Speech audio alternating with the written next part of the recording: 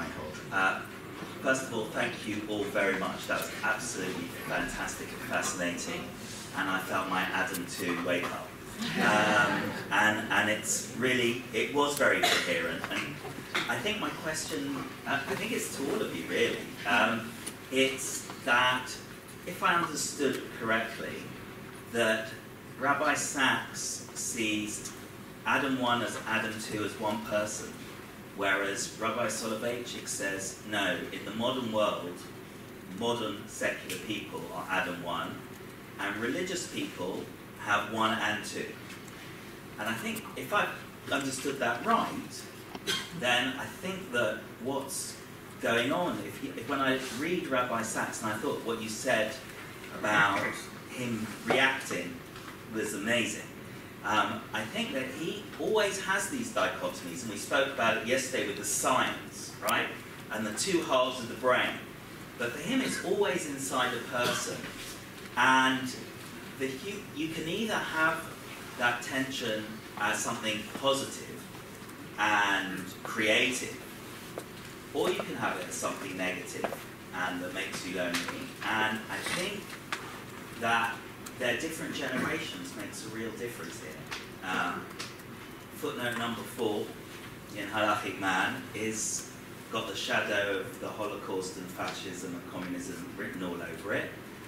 And Jonathan Sachs, Rabbi Sachs, is a baby boomer, and he's grown up in an era of peace and prosperity, and has the word hope belongs with that generation, yeah, in all different forms.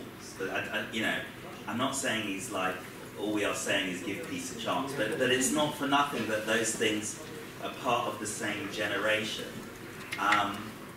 And also your point about Zionism is and I've forgotten about that point. I think it's very significant that I think this is where what Safi was saying. I think for Israelis today who are unself-conscious Jews, they don't feel that tension.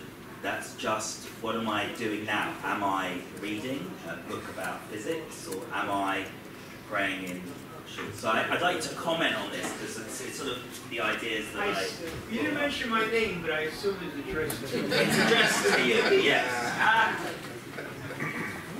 I'm not just speaking about the generational thing, but...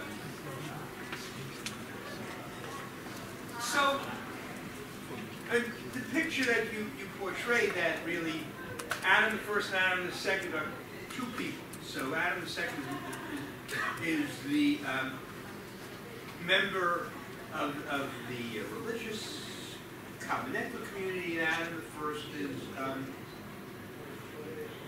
member of sort of majestic community, general society. Yeah, but yes and no, because the point is, a concrete man of faith is supposed to, that's the whole point. The concrete man of faith is supposed to be a member of both communities. He's both Adam the first and Adam the second. That's exactly why he's lonely. Right? Namely, so, I mean, I had a whole passage which I left out, where Rabbi Soloveitchik, we have to speak about the opposition combatants being communism, but really they're complementary in certain ways, because they unite in the ethical, moral norm. So the real reason why Adam the first, Adam the second, the concrete man of faith, is alone because he has to be members of both communities. But if you look at actually, and this is actually I found striking, the passage, you know, I think it was eventually handed out. You can see, so we see modern Adam the second, as soon as he finishes translating religion into cultural vernacular, finds himself lonely, forsaken, misunderstood, at times even by ridiculed by Adam the first. So you would assume that he's speaking to Adam, that we have Adam the second, and he's speaking to Adam the first with some other guy. But then he says, even by himself. Namely, he's speaking in a certain sense to himself. It's almost like the concrete man of faith, as a majestic man, himself has problems of understanding the message of faith.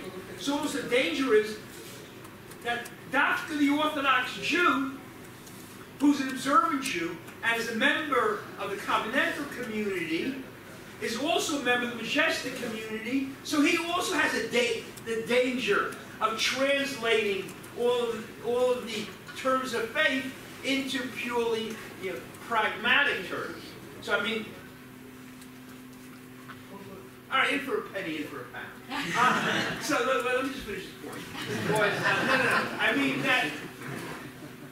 the real critique that Rabbi Soloveitchik would, that following this, would make of Rabbi Sax's sort of, aren't you in the danger, or all of us, all of us Orthodox Jews, when we're speaking to the general society, which ourselves, of doing this, of somehow translating for ourselves the categories of faith into cultural categories, and that's why he says here, you may say that's too high a price to pay. We have to withdraw. We have to be very careful about this. If we're too involved, we'll fall into this trap.